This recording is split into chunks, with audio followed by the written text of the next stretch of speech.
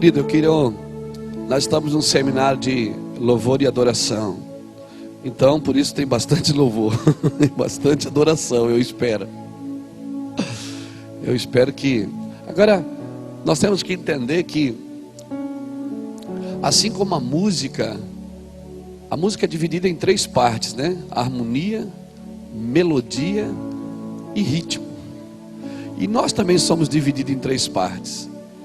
É o corpo, a alma e o espírito. Então quem criou a música não foi o diabo, foi Deus, amém? O diabo ele não cria, ele só copia. Então quando a Bíblia fala de espírito, alma e corpo, fala que o homem é um ser tricotônico. Então a música também é assim. A harmonia, ela tem a ver com o espírito. Já viu? Tem coisas que mexem com o seu espírito. A melodia, quando toca uma música, você lembra de uma coisa. A melodia tem a ver com a alma. E o ritmo com o corpo. Deus é lindo demais, não é? Então não dá para o diabo essas coisas que não foi o diabo que criou, foi Deus. Pastor, mas qual é o ritmo que Deus gosta? Querido, não é da música que Deus gosta, é de você. Depois que eu descobri isso, até eu cantei num CD. Porque eu descobri que deixaram eu cantar. Cantei umas 20 vezes para gravar a música. Mas por quê? Porque eu descobri que não é da música que Deus gosta, é da gente. Debaixo de uma unção como essa, você pode cantar até: atirei o pau no gatotô, mas o gatotô não morreu, reu. Por quê? Porque às vezes a gente canta aquela música porque aquela tem unção, canta aquela outra porque aquela tem unção. Querido, quem tem unção é você. Não é a música que Deus unge, é de onde ela saiu. As melhores pregações da minha vida foram nos momentos mais difíceis.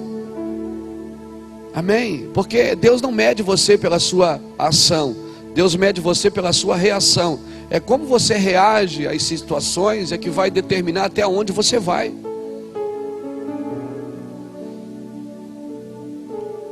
É como você reage, não é pela ação. Por isso eu posso fazer tudo. Trabalho para o Senhor, faço. De repente no primeiro baque eu recuo. No primeiro baque eu digo: Deus não é comigo. Não. A forma que você reage é que determina até onde você vai. A vida não é medida pelo certo ou pelo errado. A vida é medida pela bondade e pela maldade. Porque tem muita gente boa fazendo coisa errada. E tem muita gente má fazendo coisa certa. Por isso, querido, atrás de toda atitude tem uma motivação. Qual é a motivação? Por que eu toco para o Senhor? Por que eu canto para o Senhor? Por que eu prego o Evangelho? Qual é o objetivo de eu pregar o Evangelho? Um dia Deus me fez uma pergunta. Ele disse: Luiz, você quer ser um homem de Deus ou um homem do povo? Eu disse: eu quero ser um homem de Deus. Ele disse: então não faça culto para o povo, faça para mim. E eu vou trazer o povo. Amém? Quando você faz culto para o povo, não significa que Deus vai estar lá. A igreja, irmãos, a obra de Deus, ela não trabalha para a necessidade das pessoas. Deus, ele não existe, Deus não vive para suprir a sua necessidade. Deus não trabalha por necessidade, Deus trabalha por propósito. Agora nós temos que entender o processo do propósito. Amém? O processo do propósito. Existe um processo. Aleluia.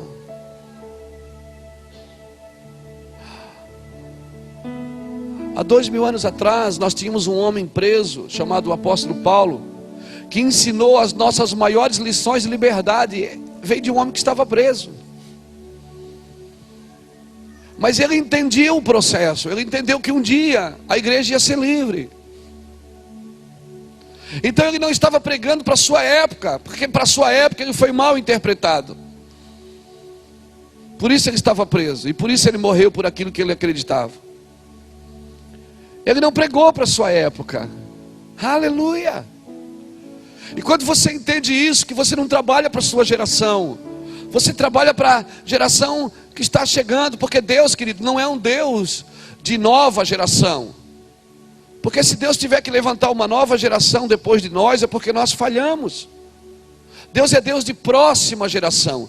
Deus é Deus de continuidade. Eu sou Deus de Abraão, de Isaac e de Jacó. Deus é Deus que continua. A obra de Deus não vai parar em você. Por isso não pense só no seu ministério, não pense só no seu momento. Pense naquilo que nós vamos começar a estabelecer. Entenda o propósito. Teve uma época que essa bateria não podia estar no altar de uma igreja, porque era um instrumento do diabo. E se era instrumento do diabo, irmão, vai ser boa assim lá no inferno.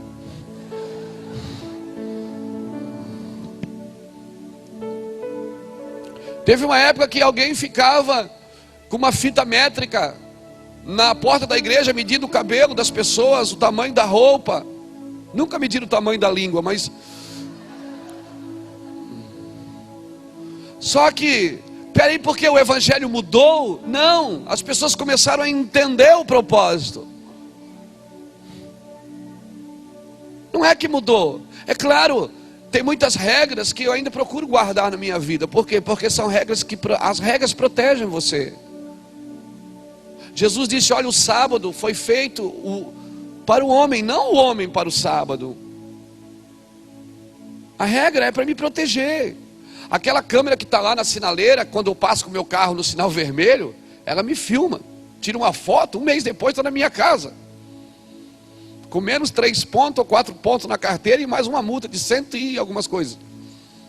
E por que ela me filmou? Porque eu passei no sinal vermelho. Se eu passar no verde, ela nunca vai me filmar. A lei é para o injusto, não é para o justo.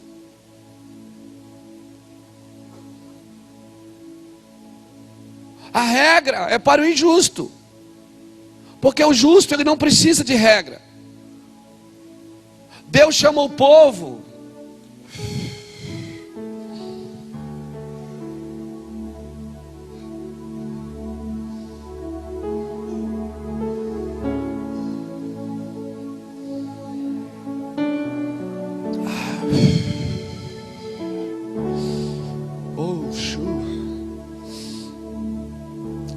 Deus fala para Moisés, Moisés, vai lá no Egito buscar meu povo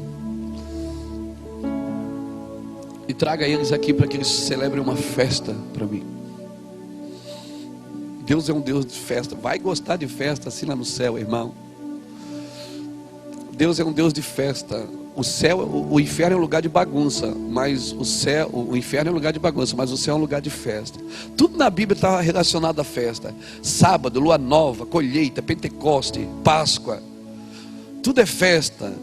Aleluia. Você vai chegar no céu, vai ter festa. A festa para uma alma que se converte. Deus é um Deus chapado demais. Festeiro. Gosta de uma festa. Aleluia. Ele diz, Moisés, vai lá buscar o meu povo, para que eles venham aqui e celebrem uma festa para mim. E Deus, então Moisés tenta tirar o povo do Egito com a pressão de Faraó. E Faraó diz, não, adora aqui mesmo. Irmão, Deus não pode ser adorado no Egito.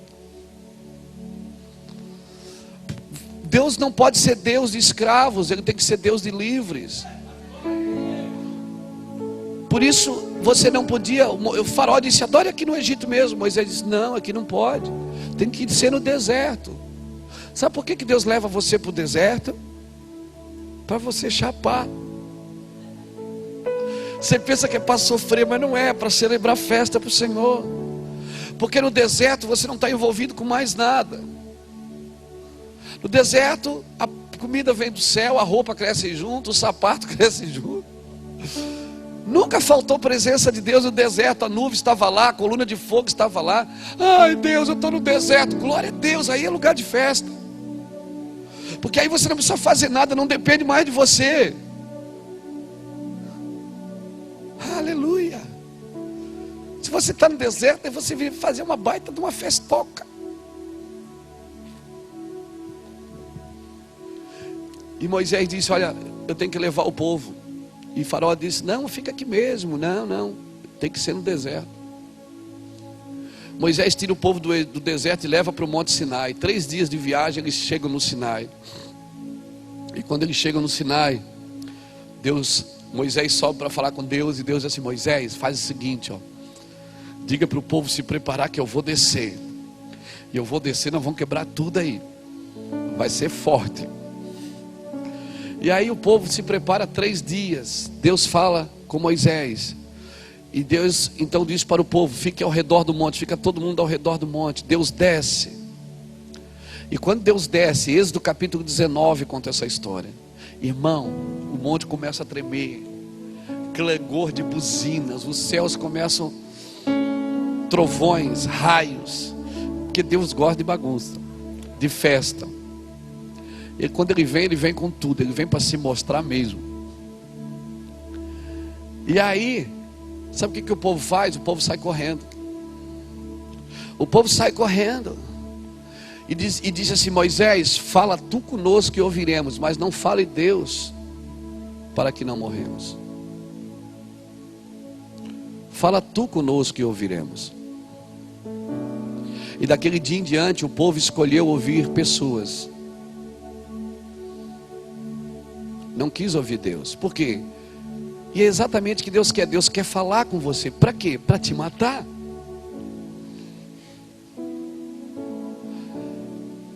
E até hoje a gente prefere que alguém toque para a gente, que alguém pregue para a gente.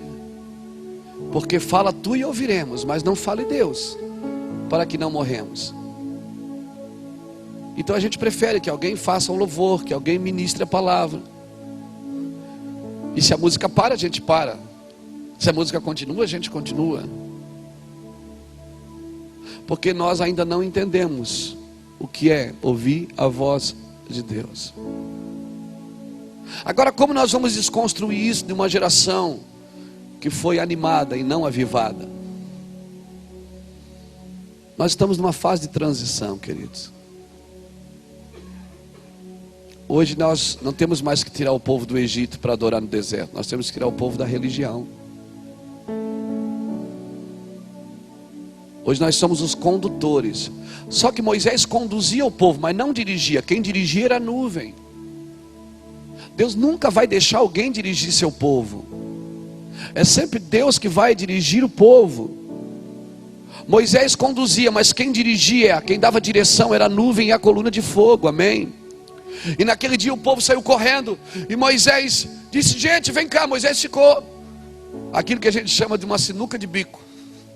Moisés ficou entre o Deus e o povo. Moisés dizia: Deus, espera aí que eu vou chamar o povo. E dizia: gente, vem. E o povo dizia: não, nós não queremos ouvir a Deus. Nós queremos ouvir você, Moisés. Se você falar, a gente ouve.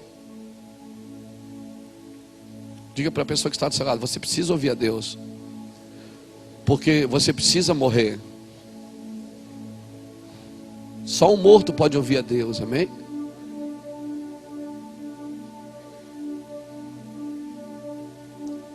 Por isso que ele disse: Lázaro, vem para fora. E por que Lázaro veio? Porque ouviu. E por que ouviu?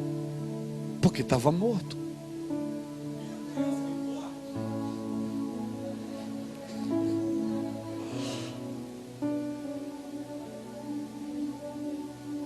Só alguém que está morto pode ouvir. Senão você vai querer, enquanto você estiver vivo, você vai ouvir muitas vozes, mas nenhuma voz dessa vai levar você no lugar que Deus quer. Porque quando Deus fala, Deus cria. Ele cria a condição dele em você. E aí o povo disse: não fala Moisés, não fala Deus, fala tu, Moisés, e nós ouviremos. E daquele dia, daí Moisés sobe. Deus está lá. Você sabe o que é você preparar uma festa e não ir ninguém? Você já pagou esse mico de preparar uma festa, botar a mesa cheia de brigadeiro e cheia de balão, e não for ninguém na sua festa? Foi mais ou menos o que aconteceu com Deus. Ele preparou uma festa E o pessoal foi embora. E aquilo que deveria ser dado de oferta para Deus foi feito um bezerro de ouro.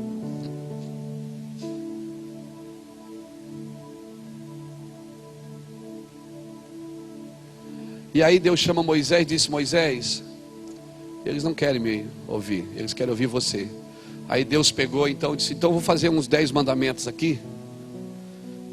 Não matarás, não roubarás, não adulterarás, não.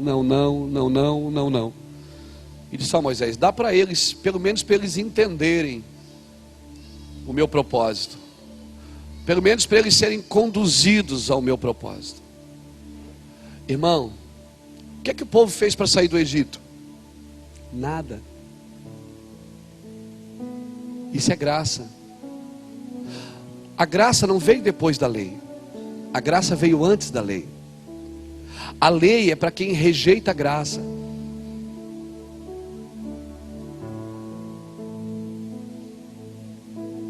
Tem muita gente vivendo debaixo de regra porque rejeitou a graça. Ah, primeiro veio a lei, depois veio a graça. Não, primeiro veio a graça. Deus disse: eu vou tirar o meu povo do Egito. E foi lá e tirou. Com prata e com ouro. Eles não moveram uma palha. Todas as pragas foi Deus que estabeleceu. Toda a condição de sair do Egito foi Deus quem deu. Deus não quer regra, querido. Deus não quer regra. Deus quer graça.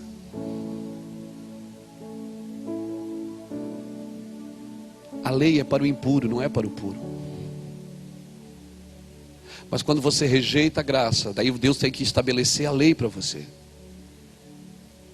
Por isso que para uns tem que viver debaixo da lei, porque ele ainda não entendeu o amor de Deus.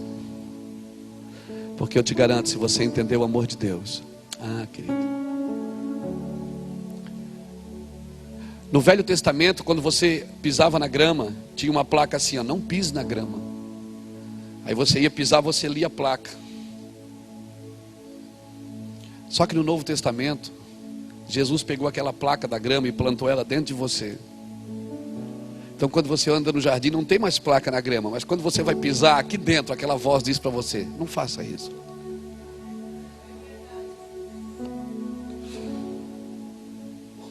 Abra sua Bíblia comigo em Jeremias capítulo 31.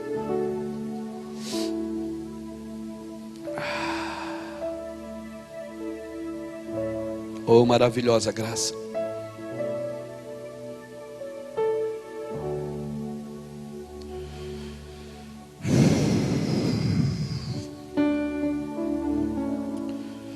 Preciso de você aqui, aqui.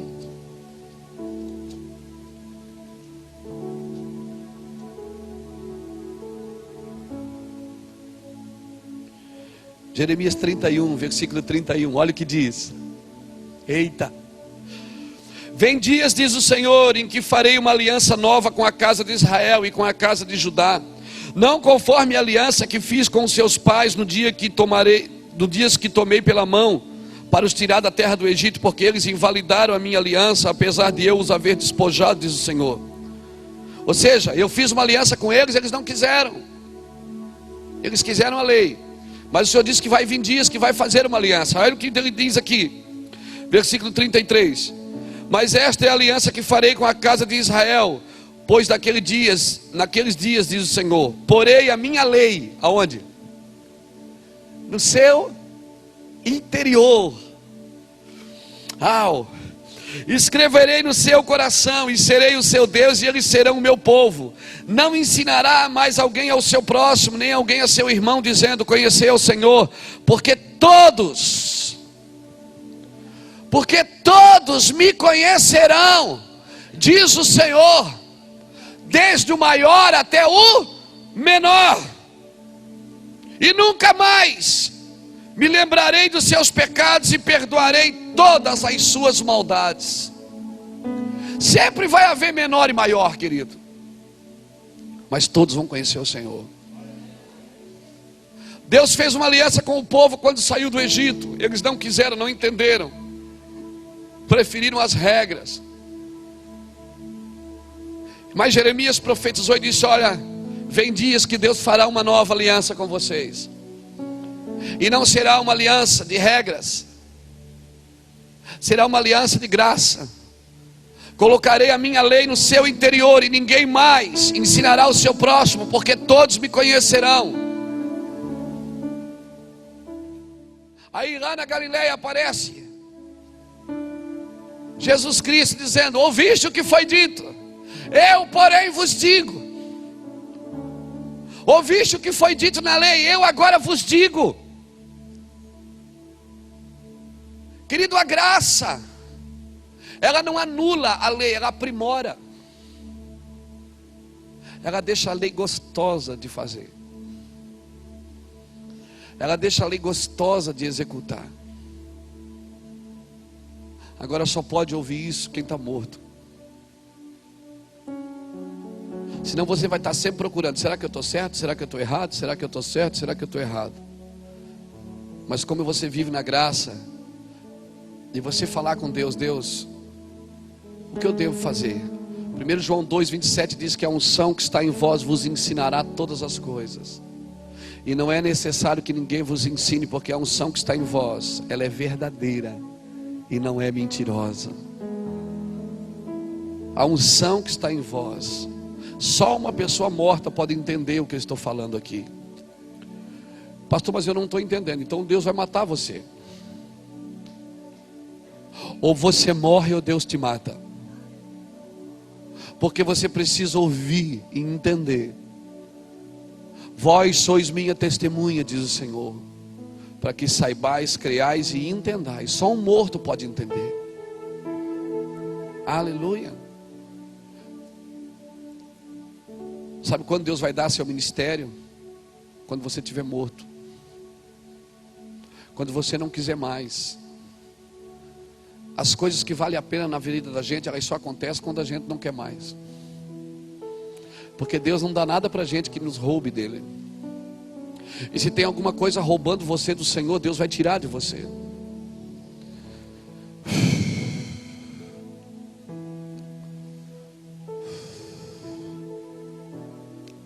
Minha vida toda eu queria ser um pregador, viajar o mundo pregando o evangelho. Hoje que eu recebo 15, 20 convites por dia, eu não tenho vontade de ir. Eu tenho vontade de ficar em casa, no meu quarto, cheirando ele. As coisas que valem a pena na sua vida, querido, Deus vai dar, e elas não vão roubar você de Deus. Mas nós estamos num tempo de transição, onde Deus está fazendo uma separação do precioso e do vil, do santo e do profano. A nossa luta hoje não é mais contra o mundo. O mundo, eu saí do mundo. Não, a nossa luta é sair da religião. É entender o propósito eterno do Senhor, entender o amor de Deus. Abra sua Bíblia comigo, deixa eu pregar agora. Abra João capítulo 11.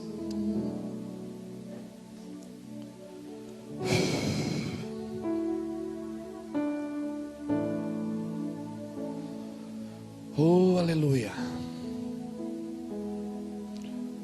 Aleluia. João capítulo 11.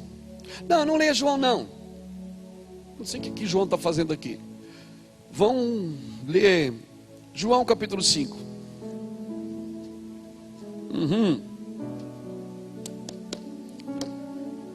João capítulo 5 e versículo 25. Preciso de você aqui, aqui.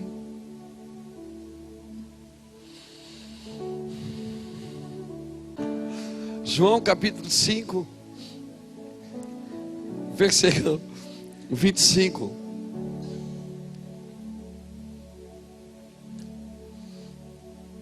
Diz assim: em verdade vos digo que vem a hora, e já chegou, em que os mortos ouvirão a voz do Filho de Deus, e os que ouvirem E os que ouvirem, viverão. Cara, você tem que morrer primeiro para depois viver. Como é que eu posso abençoar a tua vida? Às vezes as pessoas dizem, pastor, ora por mim para Deus me abençoar. Eu digo, não oro. Eu não posso abençoar uma vida que Deus quer que você perca.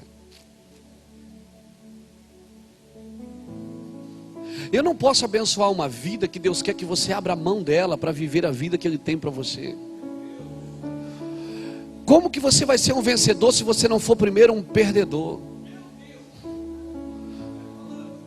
Se você não saber perder, você não vai aprender a ganhar. Você não vai aprender a usufruir. Você tem que saber perder bem perdido.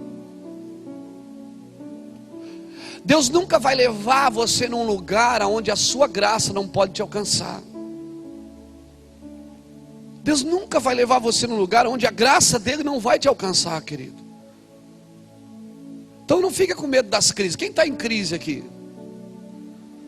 Glória a Deus pela crise. A crise, ela está gerando em você a morte e a vida. Por quê? Porque em nós tem que operar a morte, para que em quem nos ouve opere vida. Os mortos precisam ouvir a Deus. Vamos ler outro texto para a gente ficar mais doido ainda. 2 Coríntios, capítulo 4, versículo 11. Coríntios pede até no capítulo, irmão.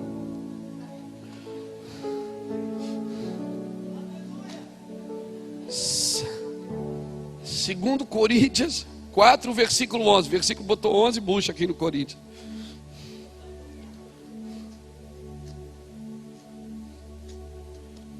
(11 a 4 para o versículo. 2 Coríntios 4, versículo 11. Vamos lá. Diz assim: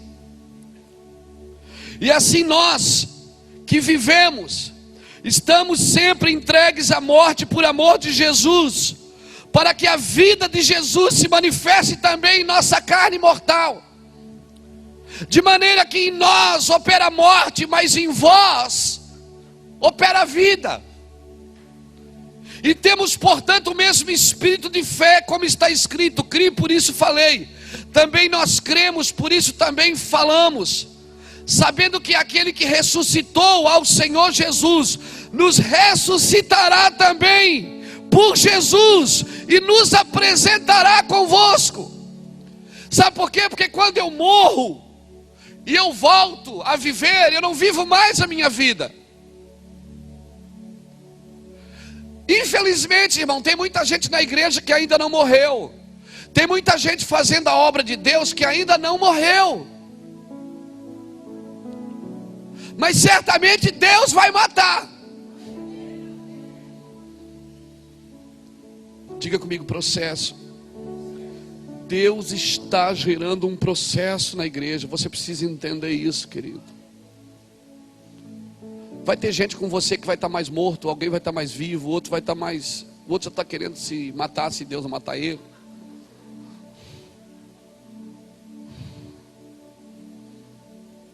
Sempre vai ter assim. Então, os mortos ouvirão. Dias vêm e já chegou, Jesus disse, em que os mortos ouvirão a voz de Deus e viverão. Por que você acha que Jesus esperou mais 2 dias, sabendo que Lázaro estava doente? Ele esperou mais 2 dias, porque não, se você é amigo de um cara que está doente, você sai correndo atrás para salvá-lo. E Jesus disse: não, você precisa entender o trabalhar, o processo da morte. Nós estamos vivendo numa geração, querido, que vai morrer. Vai morrer.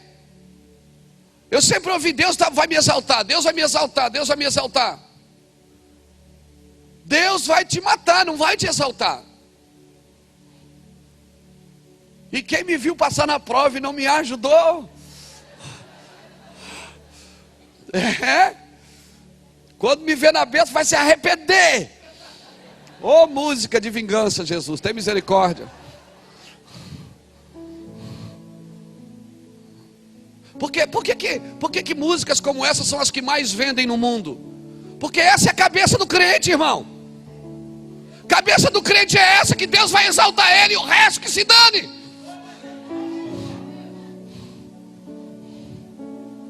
Não, Deus só tem um motivo para exaltar você.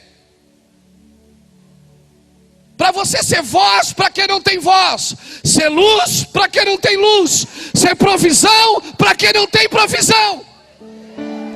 Se você quer ser um grande ministério, morra, por favor, morra.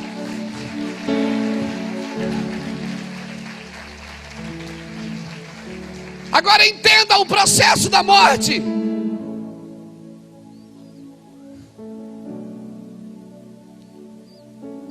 Eu tenho ido em muitos lugares, irmãos,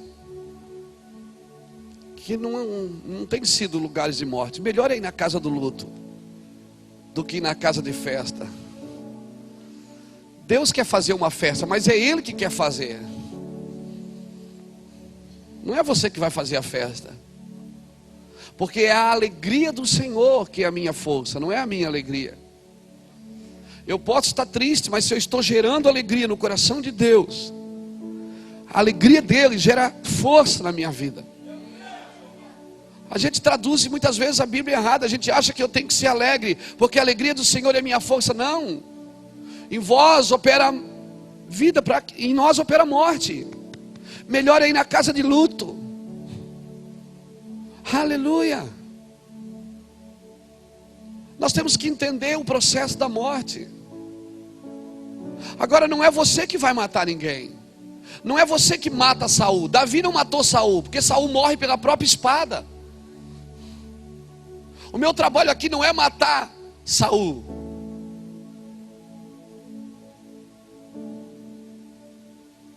Deus está trazendo uma transição de governo. Deus está trazendo uma transição de avivamento. Escute, você vai ver. Isso não é uma profecia, irmão. É uma revelação. Você vai ver muita gente grande saindo do pedestal. Você vai ver muita gente grande perdendo seu lugar. E você vai ver muita gente que não tem valor nenhum sendo levantado por Deus. O problema, irmãos, não é Deus levantar. Deus quer levantar todos. O problema é o que eu faço quando eu estou lá em cima.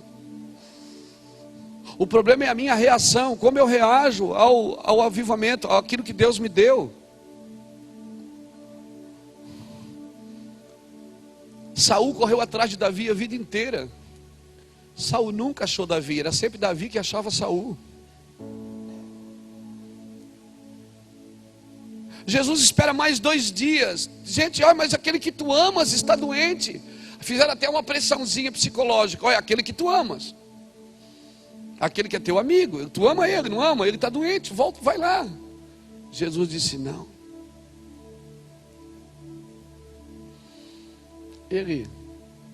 Vamos deixar ele morrer primeiro. Vamos deixar ele dar uma morridinha. Quando você diz, Deus, eu não aguento mais, Deus diz, eu sei, só estou esperando você morrer. Esperando você morrer, quando você não tiver mais direito, porque morto não tem mais direito. Morto não tem mais desejo, está morto. Ele não é mais nem dono das suas coisas. Porque ele morre hoje, uma semana depois está todo mundo brigando por aquilo que era dele. Morto não tem direito de nada. E morto não se ofende mais. Nós precisamos morrer mais. Morto, ele não tem mais direito. Morto não se machuca mais. Quando alguém criticou Paulo e disse, Paulo não é apóstolo. Paulo, até você começa a ver a vida de Paulo, você começa a ver, Gálatas é o primeiro livro que Paulo escreveu, primeira carta. Aí Paulo lá está brigando pelo apostolado, ele diz, se eles são apóstolos, eu também sou. Estão pensando o quê? Se eles são apóstolos, eu também sou apóstolo.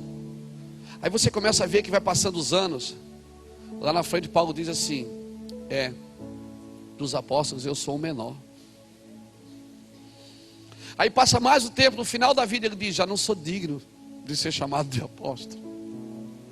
Por quê, querido? À medida que você vai amadurecendo no ministério, você não quer mais a coroa. Por isso que os 24 anciões, quando vêm no trono, eles tiram a coroa da cabeça e se jogam no chão. Por quê? Porque quem tem a presença vai querer coroa para quê? Para que você quer título? Para que você quer coroa? Por isso nós temos que ser anciões. Quem são os anciões? Os maduros na fé. Por isso a Bíblia diz: está alguém doente, chame um ancião, chame o presbítero. Porque um ancião não vai roubar a glória de Deus. Um homem maduro na fé não vai ficar mostrando milagre na televisão para encher a sua igreja. Ah!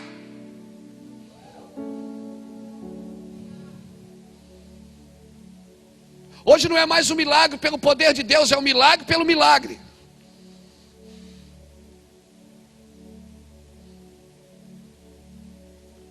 Eu ouvi alguém dizer essa semana,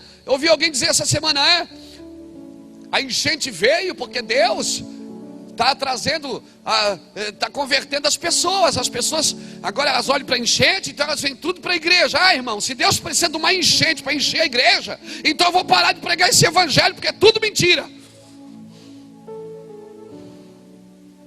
Não, o que atrai ainda é a palavra de Deus. Mas nós estamos trabalhando para mudar isso. Nós estamos trabalhando para transicionar isso. De entretenimento a discipulado.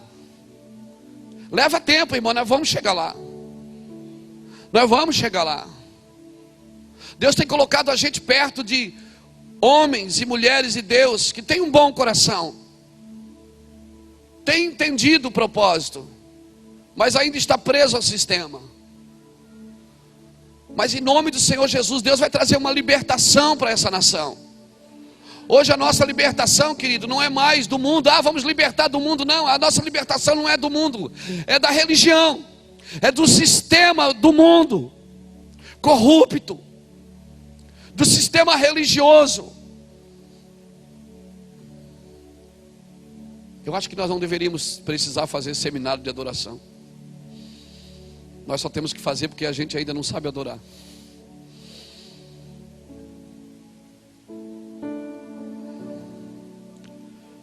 Porque se nós nos trancássemos, irmãos, numa igreja, numa sala, num quarto, num monte, numa cabana, numa caverna, com Deus, eu acredito que em 3 dias a gente aprenderia o que é adoração.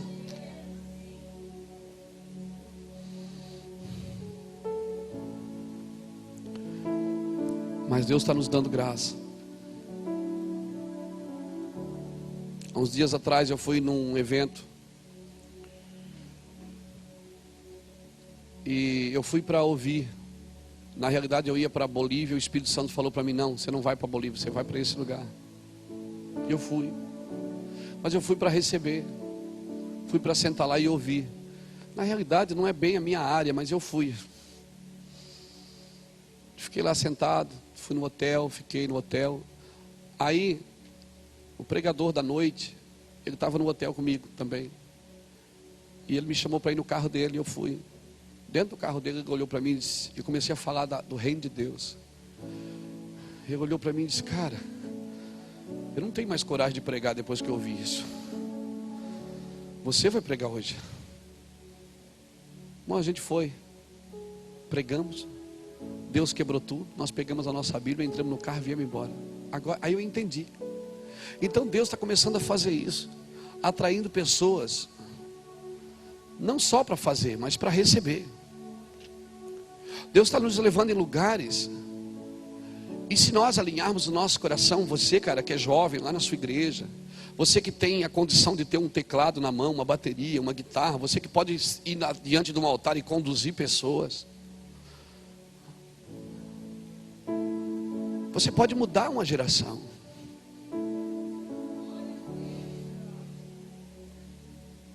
Você pode mudar uma geração. Por favor, entre no processo. Amém?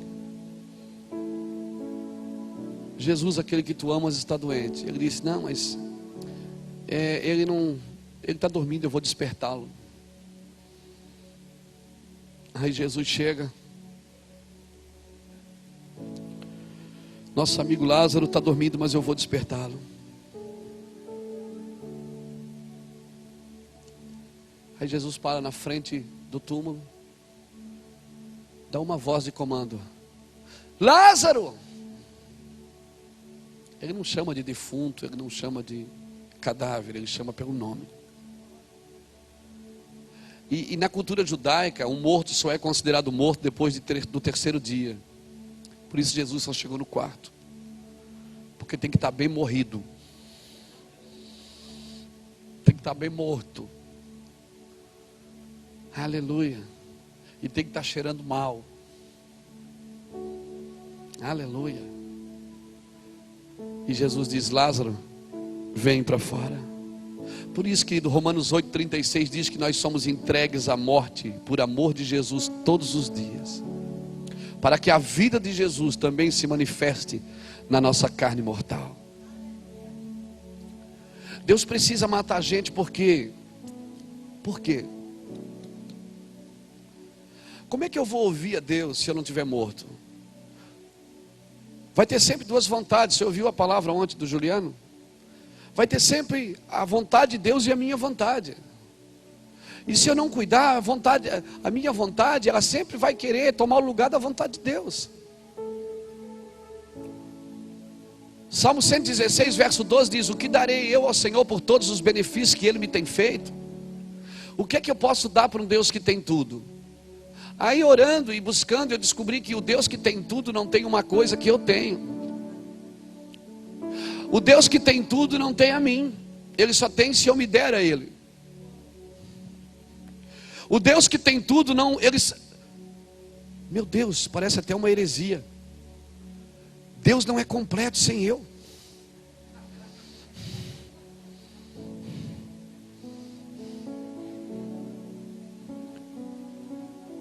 O que darei eu ao Senhor por todos os benefícios que Ele me tem feito? Ele tem a vontade dEle, mas Ele não tem a minha. Deus que é dono de tudo, que criou tudo, só vai me ter se eu me der a Ele.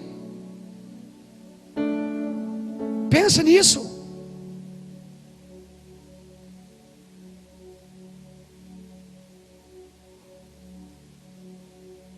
Eu tenho uma coisa que Deus não tem. Biti.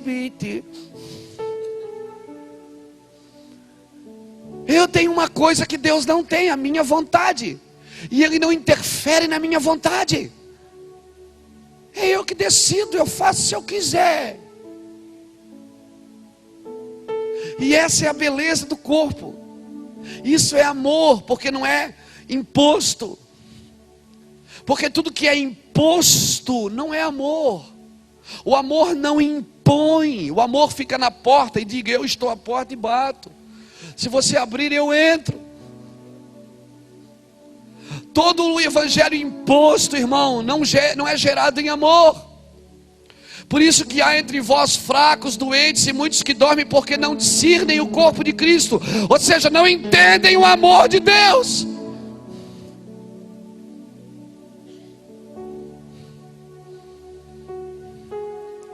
E aí eu fico tentando provar para Deus alguma coisa. Aleluia. Eu estou em transição, irmãos. Eu sei o que Deus está fazendo no meu espírito. Eu quero entender mais e mais a vontade do Senhor. Com a sua morte você ouve a Deus e ainda gera vida nos outros que te ouvem. Você pode entender isso? Jesus espera Lázaro morrer.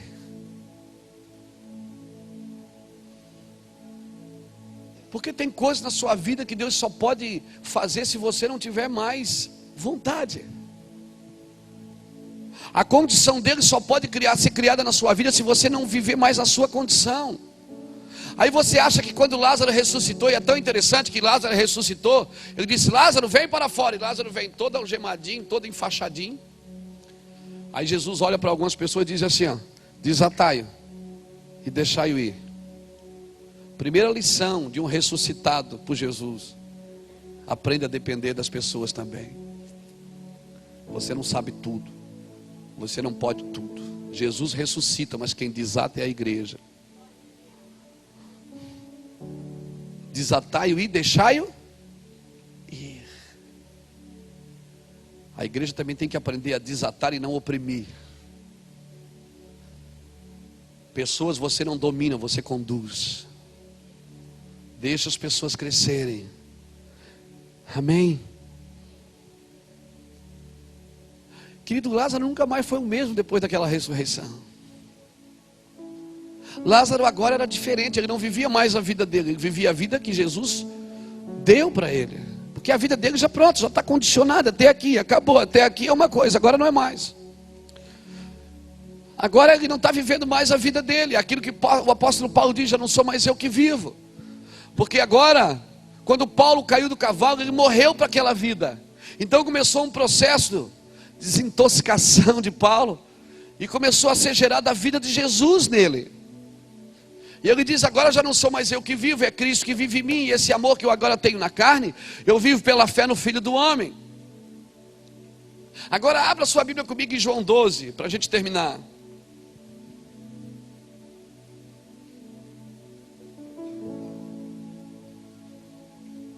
Morra para tudo que você pode fazer, para tudo que você pode ter.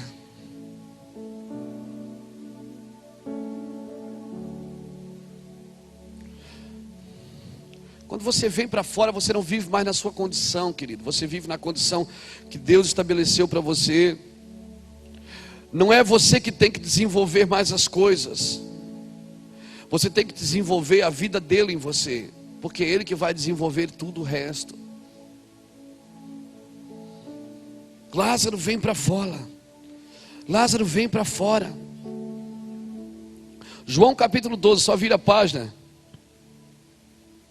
Aí depois da ressurreição de Lázaro, mais uma festa. Oh, Deus que gosta de festa, irmão. Olha aqui. 6 dias antes da Páscoa, Jesus chegou a Betânia, onde vivia Lázaro, a quem ele ressuscitara dentre os mortos. Ofereceram-lhe ali um jantar. Marta servia, Lázaro estava entre os que reclinavam à mesa com ele. Então Maria tomou uma libra de um nardo puro e um perfume muito caro, ungiu os pés de Jesus e o enxugou com os seus cabelos. E toda a casa se encheu com a fragrância do perfume. Mas um dos discípulos, Judas Iscariotes, que mais tarde o trairia, objetou: por que não se vendeu este perfume por 300 denários e não se deu aos pobres? Ele disse isso não pelo cuidado que tivesse dos pobres, mas porque era ladrão. Tendo a bolsa, tirava o que nela se lançava. Respondeu Jesus: deixai-a. Ela guardou este perfume para o dia do meu enterro. Vós sempre tereis os pobres convosco, mas a mim nem sempre tendes. Uma grande multidão, sabendo que estava ali, veio não só por causa de Jesus, mas também para ver a Lázaro, a quem Jesus ressuscitara dentre os mortos. Os principais sacerdotes decidiram então matar também. O cara acabou de ressuscitar, já quer matar o cara de novo. A quem ele ressuscitara dentre os mortos. Os principais sacerdotes decidiram então matar também a Lázaro, pois por causa dele muitos dos judeus iam ter com Jesus e criam nele. Olha aqui que confusão nessa festa, irmão. Tinha pelo menos, meu Deus, deixa eu contar aqui. Tinha 6 tipos de pessoa na mesa aqui. Tinha Marta. Marta é aquela que só quer cuidar das coisas. Ela é necessária na mesa, mas ela tem que vigiar, senão ela fica só cuidando de coisa. A Marta é necessária na mesa. O que seria da gente sem as Martas? Amém? Daqui a pouco você vai sair daqui, tem cantina ali. Enquanto nós estamos aqui dando uma chapada, o pessoal da cantina está lá trabalhando. Mas de vez em quando eles trocam o turno lá e vem alguém para cá. Por quê? Porque a gente não pode ser só Marta no corpo. Daqui a pouco, a Marta, daqui a pouco ela acha que só ela trabalha. Ela diz: por que o senhor não manda Maria me ajudar? Não faz nada, fica aí chapando o dia todo. A Maria estava na festa também. A Maria era outro tipo de pessoa que estava na festa, era zen. A Maria é sem noção. A Maria chapa, ela não está nem aí. Chapadona. Ela não está nem aí, ela não tem mais valor das coisas, ela pega nardo e despeja sobre Jesus, ela não está nem aí, ela quer, está nem aí. Ela esqueceu da vida, é com um pé no céu, outro na lua. Aí tem na mesa aqui também, deixa eu ver, tem o Judas. O Judas é aquele que só critica.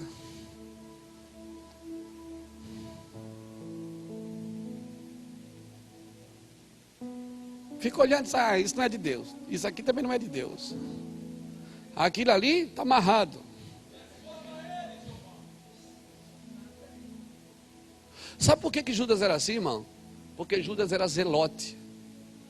Ou melhor, Iscariote. Ele era de uma etnia chamada zelote.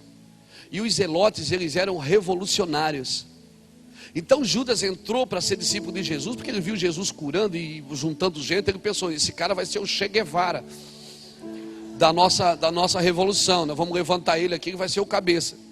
Aí Judas começou a perceber que Jesus apanhava e não revidava, que Jesus pegava o dinheiro da bolsinha e dava para os pobres, que Jesus, esse cara, Jesus é muito fraco. Ele foi lá e vendeu Jesus por 30 moedas de prata. Os zelotes, eles eram etnias, eles eram revolucionários. Então eles achavam que Jesus veio para libertar o povo de Israel dos romanos. Mas Jesus não veio libertar um povo do outro, ele veio libertar o homem do pecado. E aí Judas não entendia isso. E por isso ele criticava, porque ele trabalhava numa visão terrena, não só celestial. E a visão do céu, irmão, é façamos nós. Toda a visão do céu é façamos nós. A sua vida, quando você trabalhar na obra de Deus, pense bem, a sua vida não tem só a ver com a terra. Ela tem a ver com o céu e com a terra. Por isso que Deus falou assim para Abraão: Abraão, olha para a areia da terra, vê se você pode contar. Não pode. Agora olha para as estrelas do céu. Porque a tua promessa, ela tem a ver com a terra e tem a ver com o céu. Por isso que Deus mandou Abraão, olha para a terra e agora olha para o céu. Toda promessa, todo cristão, ele tem que entender o processo dele no céu e o processo dele na terra. E nós estamos num momento de transição no reino de Deus. O reino, a Bíblia diz, de um será tirado e será dado para outro. E nós estamos nesse processo. Muitas pessoas vão perder o reino e outros vão ganhar. A Bíblia diz que aquele em quem a pedra cair sobre ele, ou melhor, aquele que cair sobre a pedra será despedaçado, mas aquele que a pedra cair sobre ele será reduzido ao pó. Então vai ter gente caindo sobre a pedra, se Jesus não me derruba, eu me jogo, irmão. E tem gente que não, a pedra vai ter que cair sobre ele, para quebrar o cara, para detonar ele. Se eu sou você, eu me jogo rapidinho. Não espera a pedra cair sobre você, não. Se joga sobre ela. Mas ninguém vai escapar da pedra, irmão.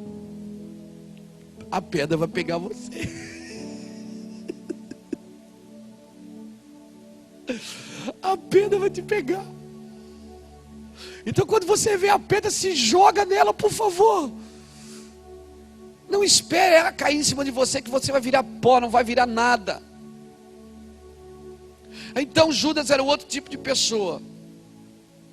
Era o crítico. Aí tinha outro. A multidão.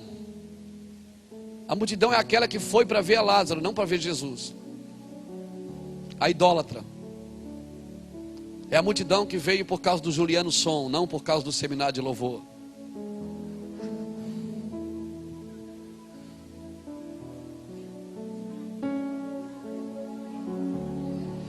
Porque se fosse a irmã Maria aqui fazendo seminário de louvor, ninguém vinha.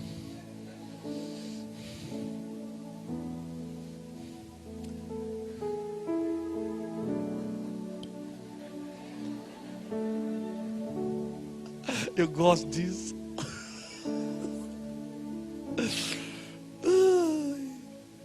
A multidão também estava lá na festa. A multidão é idólatra. cadê você? Eu vim aqui só para te ver.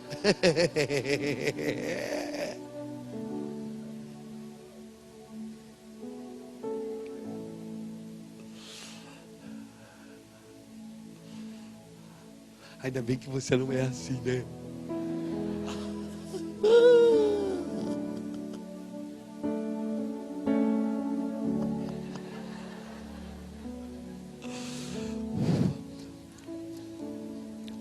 O que foste ver no deserto?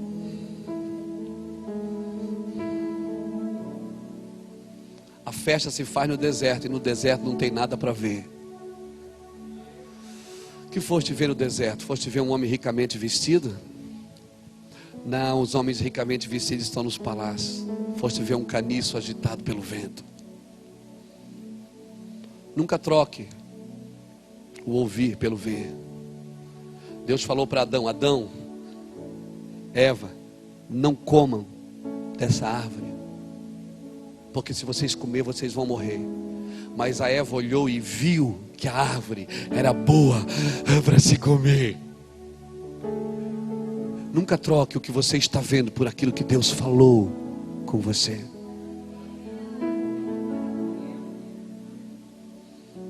Você vai ver muitas coisas ainda.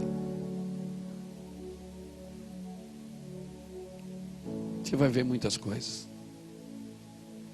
Mas aquele que ouve e pratica, ele permanece para sempre. Não troque a palavra. Não troque a palavra de Deus por aquilo que você está vendo. Aleluia. Tem mais gente na festa. Marta servia, Maria adorava, Judas criticava, a multidão idolatrava. Lázaro testemunhava. Lázaro estava na mesa ali dando autógrafo, tirando foto. Porque o Lázaro é o testemunha. Né? Eu era um bêbado e vivia drogado, mas encontrei Jesus, encontrei Jesus. O Lázaro é o cara do testemunho. É aquele que está testemunhando. Olha, todo mundo diz: olha, ele está vivo. Teve gente que foi: vou ver se ele está vivo mesmo. Foi lá para confirmar. Tocava assim para ver se era verdade. Lázaro é o testemunho vivo. Aí também tem outros. Tinha os religiosos, os sacerdotes religiosos que queriam parar o avivamento, queriam matar também a Lázaro. 6 tipos de pessoa na mesa. Marta servia, Maria adorava, Judas criticava, a multidão idolatrava, Lázaro testemunhava a sua nova vida, e os sacerdotes religiosos tentavam parar o avivamento. A minha pergunta é: em que lugar você está na mesa do Senhor? O que você entende por adoração? Qual é o lugar que você está na mesa do Senhor? Qual é o seu lugar? Eu confesso para vocês, eu já fui multidão. Eu acho que todos nós já passamos por todos os lugares.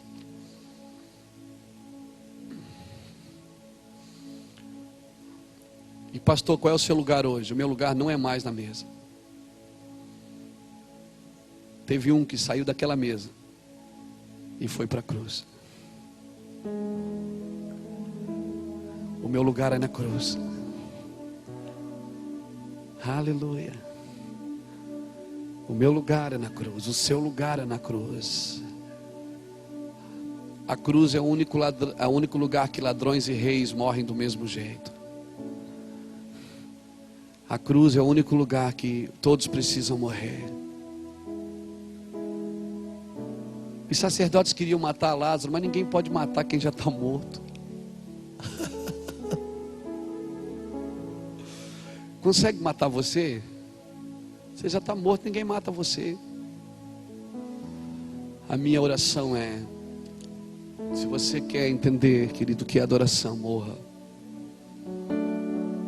Aleluia.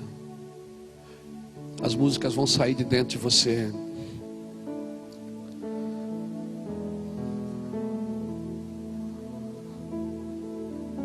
As músicas vão fluir de dentro de você. As pregações vão fluir. As minhas melhores mensagens são nos momentos mais difíceis da minha vida. Essa semana foi muito forte. Deus falou muita coisa comigo, muita coisa pesada. E eu sei que eu tenho que ir liberando isso devagar.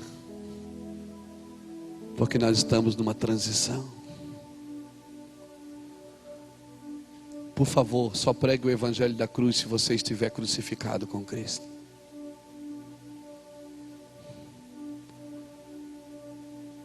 Deus vai te levar para a cruz nessa manhã. Existe uma festa sendo preparada, mas não existe festa sem cruz, querido.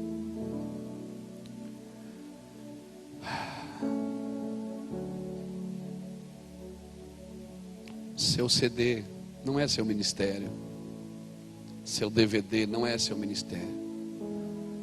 Eu conheço pessoas que, se tirar os instrumentos delas, elas não têm mais nada para dar.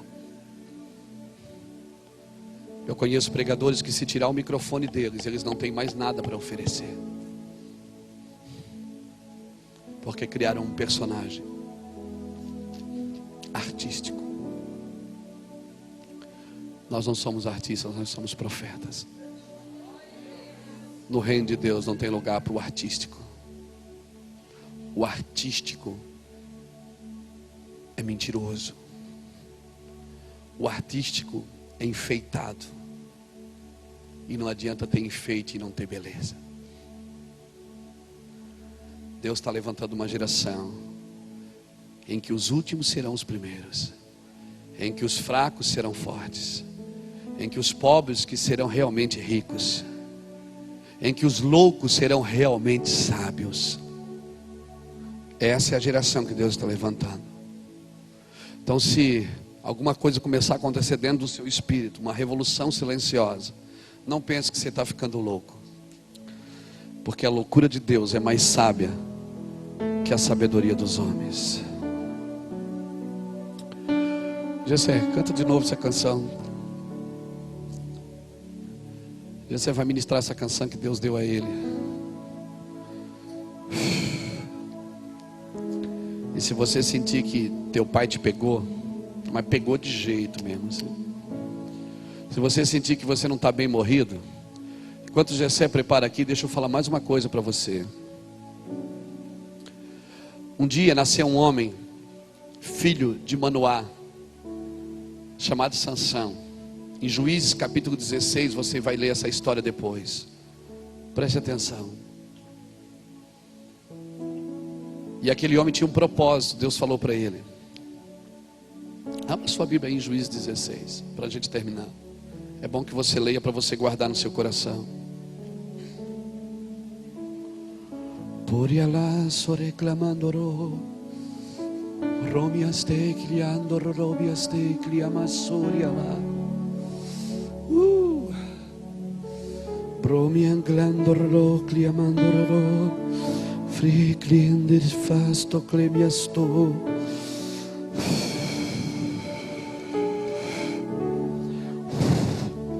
Deixa a sua Bíblia aberta em Juízes 16.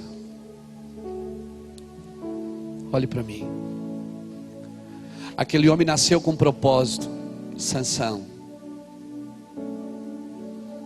E quando Sansão nasceu, ou melhor, quando o anjo veio e falou para a mulher de Manoá: olha, você vai ter um filho. Ela correu para o seu marido, ela era estéril, não podia ter filho, já era uma senhora. E ela corre para Manoá e diz: olha, o anjo falou, veio um homem e disse que nós vamos ter um filho. Então Manoá disse: então ele vai falar comigo também? E o anjo veio, então falou com a mulher, e ela pegou e chamou Manoá. Manoá veio e perguntou para o anjo uma coisa: é a verdade que você falou que nós vamos ter um filho? Ela vai ter um filho? O anjo disse: é. E aí Manoá fez uma pergunta para ele. Manoá disse assim: como que a gente cria o menino? Como é que você vai criar uma geração de propósito? Manoá não perguntou para ninguém da terra, ele perguntou para um anjo. Como cria um menino? Sabe como é que você vai criar uma geração de propósito? Aprendendo com o céu, não aprendendo com a terra. A terra não tem nada para ensinar. Não se cria filhos de propósito aprendendo com a terra, estratégias. Nós não temos que multiplicar estratégias, nós temos que multiplicar o céu na terra. Venha a nós o teu reino e seja feita a tua vontade aqui na terra como no céu. E Manoá perguntou: como é que a gente cria um menino? Como criar uma geração de propósito, que tem as mesmas necessidades? Como é que eu vou dizer para você, jovem, dizer assim, ó, se mantenha virgem. Ah, mas o mundo hoje não é assim. Mas cara, você não é daqui. Olha, se entregue ao Senhor. Cuidado com a pornografia. Cuidado com a internet. Cuidado com a sensualidade. Meninas, guardem o seu corpo para o Senhor. Ah, mas hoje é diferente. Não. Como que eu vou dizer para um jovem? Como que eu vou dizer para ele: olha, calma cara, segura a onda aí, não casa agora não, espera mais um pouco, Deus vai trazer para você a mulher que Ele tem preparado para você. Como que eu vou dizer isso para um jovem que está se inflamando na vida sexual? Então a gente fica comprando livro, 30 maneiras de criar uma criança, 20 maneiras de fazer a sua esposa feliz. A gente quer aprender com alguém da terra, irmão. Os nossos púlpitos estão cheios de pregadores motivacionais, que ensinam você a conquistar, ensinando você a conquistar coisas que já são suas, que você não precisa trabalhar para conquistar, você só precisa sentar e assistir Deus fazer.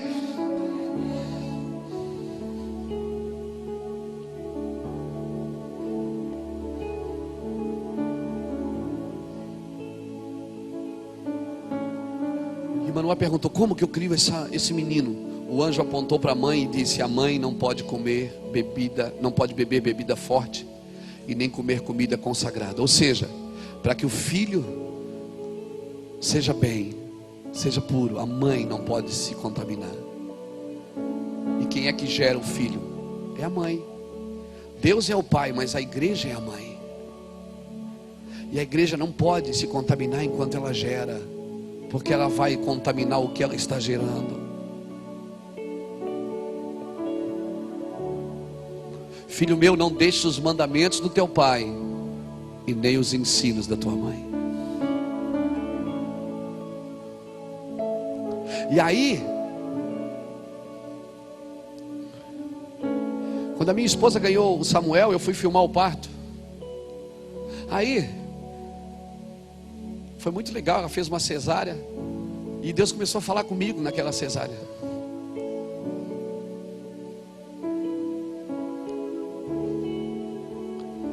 Deus disse: a sua esposa carregou essa criança 9 meses. Ela alimentou, protegeu, gerou, mas quem colocou essa criança ali foi você. E Deus disse para mim: a igreja é que gera os meus filhos, mas quem coloca os filhos lá sou eu. A igreja não pode fazer coisas para gerar filhos, irmãos. Eu não vou ficar dando paninho ungido para ninguém na igreja, para eles virem para a igreja. Eu não vou ficar dando saquinho de sal, saquinho de óleo. Eu não vou ficar fazendo corrente para você ficar preso nelas. Porque a forma que eu atraio as pessoas para a igreja é a forma que eu tenho que alimentá-las. E significa que não foi Deus que colocou. É a minha capacidade de atrair. Eu só tenho que ir para o meu quarto orar. Entra no teu quarto e fecha a tua porta, porque é assim que nasce um filho. O marido pega a sua esposa e vai para o quarto, fecha a porta, aonde ninguém vê. E ele coloca vida nela. E é isso que Deus quer fazer com a noiva. Ele quer pegar a noiva, entrar no seu quarto, fecha a sua porta, e o Senhor que está em secreto, uau! Por isso que o apóstolo Paulo diz em Efésios 5:30: deixará o homem a sua casa, unir-se-á a sua esposa, e serão os dois uma só carne. Aí Paulo para e diz: grande é esse mistério, mas eu me refiro a Cristo e à igreja. Paulo está dizendo: assim como o marido engendra vida na vida da esposa através do ato sexual, é assim que Jesus faz com a igreja na intimidade. Quer um conselho de amigo? Para as estratégias, tudo, para tudo. Vai buscar Deus.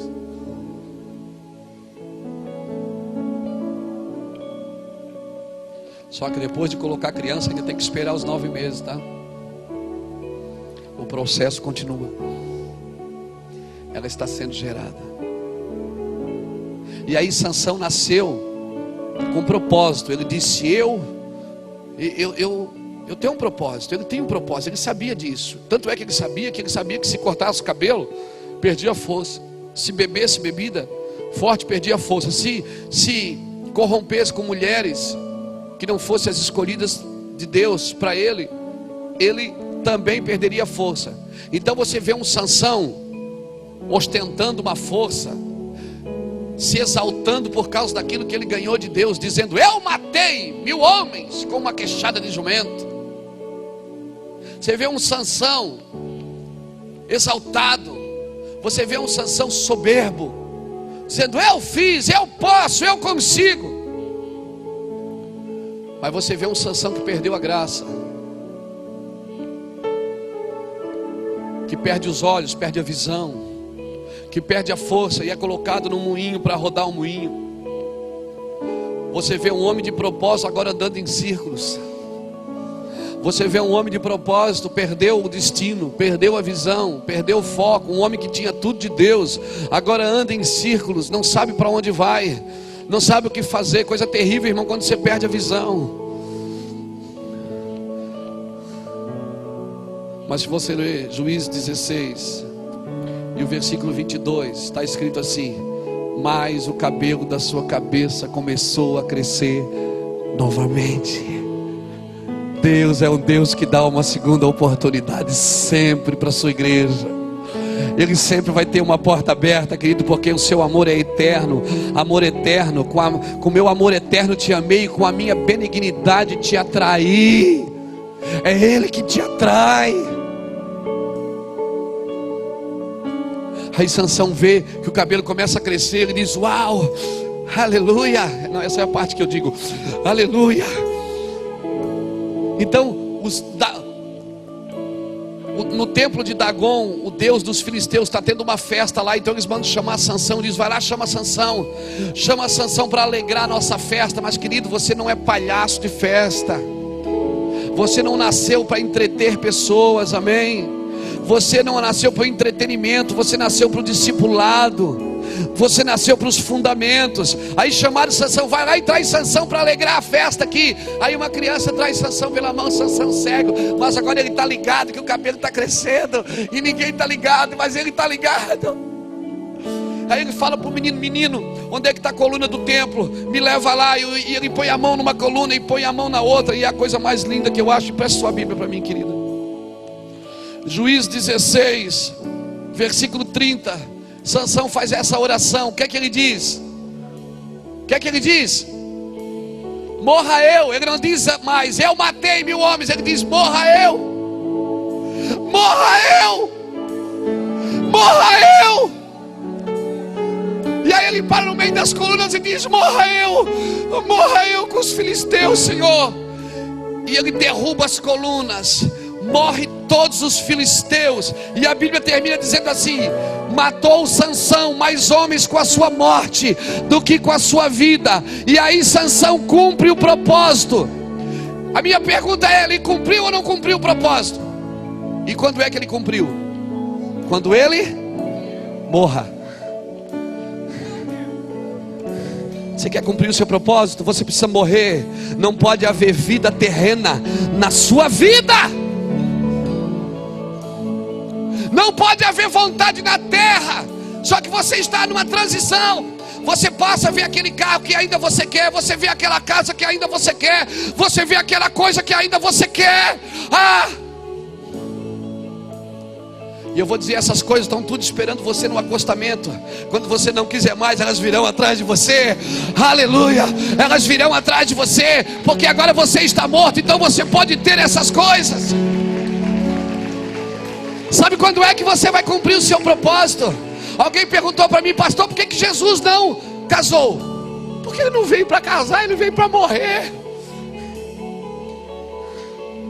Se você entender seu propósito, querido,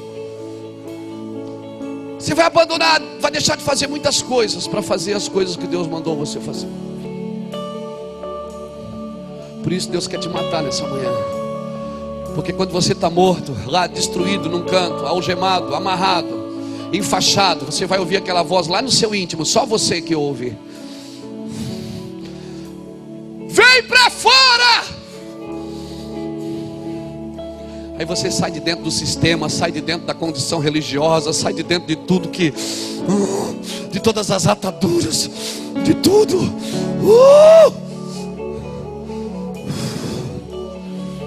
Sabe por que eu consigo servir a igreja?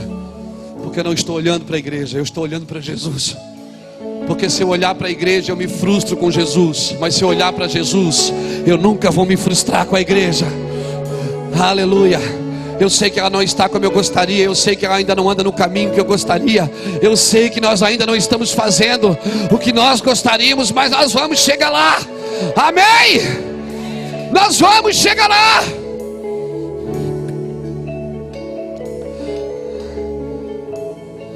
Ame a noiva. Você só vai conseguir fazer isso se você morrer. Gessé, vamos cantar. E se você quiser morrer, mas por favor, mas morrer mesmo. Sabe o que a gente faz aqui no começo do ano? Os pastores vêm para a igreja, dormir aqui na igreja. Os 7 primeiros dias do ano a gente vem dormir na igreja. Ficamos 7 dias trancados aqui na igreja, dormindo, jejuando, fazendo culto toda noite. E no último dia, sabe o que a gente faz? A gente troca presente, um dá presente para o outro. Eu pego o que eu mais gosto e dou para o meu irmão, porque eu não vou viver mais um ano protegendo aquilo. Eu tenho uma coisa muito mais importante para proteger. Aleluia. Então você precisa abrir mão, querido, de tudo que você é, que tem roubado você de Deus. E às vezes a própria igreja tem roubado você do colo do Senhor.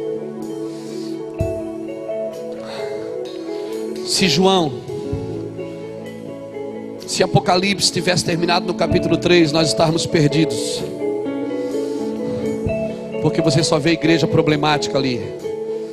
Por último vem Laodiceia ainda. Pensa que é rica, pensa que não falta nada. E o Senhor diz: você é miserável, você é pobre, você é cega, você é nua. Você vê uma igreja com Jesus na porta do lado de fora, batendo, pedindo permissão para entrar. Querido, se você acabasse ali Apocalipse, a gente estava perdido. Mas o capítulo 4 de Apocalipse começa assim: depois destas coisas eu olhei para o céu e vi que tinha uma porta aberta, e uma voz que me dizia: sobe para cá, João, e eu vou te mostrar o que vai acontecer. Só um morto pode entrar no Santo dos Santos. Aleluia.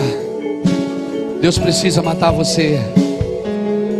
Adoramos ao Senhor. Vamos ficar de pé, querida. Preciso de você aqui.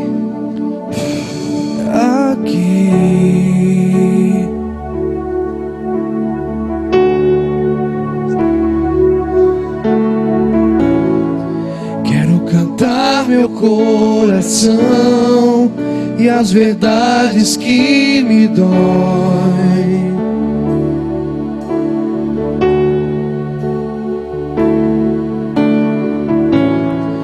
Você precisa ouvir de mim, ouvir que eu não sou tão bom assim.